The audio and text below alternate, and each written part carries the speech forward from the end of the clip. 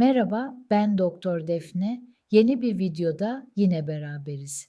Bugün sizlerle farkındalığın hayat kurtardığı oldukça kritik bir konu üzerine konuşalım. Ağız ve gırtlak kanseri. Bu hastalık genellikle ağız boşluğundaki veya boğazdaki mukoza zarından başlayan kötü huylu değişimlerdir. Çoğu zaman sinsi ilerler çünkü başlangıç evresinde genellikle hiçbir ağrıya veya rahatsızlığa neden olmaz.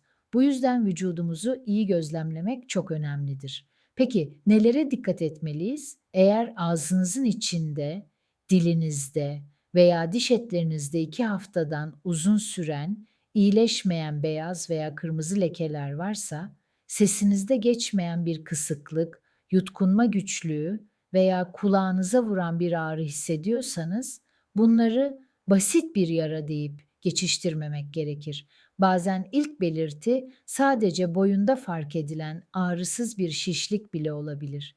Elbette tütün ve alkol kullanımı bu hastalıkta en büyük risk faktörleridir. Ancak son yıllarda HPV gibi virüslerin de bu süreci tetikleyebildiğini biliyoruz. Unutmayın, bu belirtilerin olması mutlaka kanser olduğunuz anlamına gelmez. Ama bir uzman görüşü almak her zaman en güvenli yoldur. Erken teşhis bu yoldaki en güçlü silahımızdır.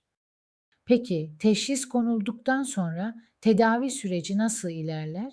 Öncelikle bilmelisiniz ki her hastanın süreci tümörün konumuna, boyutuna ve yayılımına göre kişiye özel olarak planlanır. Temel tedavi yöntemimiz genellikle cerrahidir. Amacımız tümörlü dokuyu tamamen temizlemektir.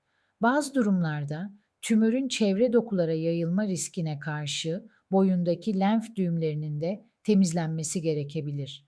Eğer hastalık daha ileri bir evredeyse veya nüks riskini azaltmak istiyorsak radyoterapi yani ışın tedavisi ve kemoterapi devreye girer. Bu tedaviler bazen tek başına, bazen de ameliyat sonrası destekleyici olarak uygulanır.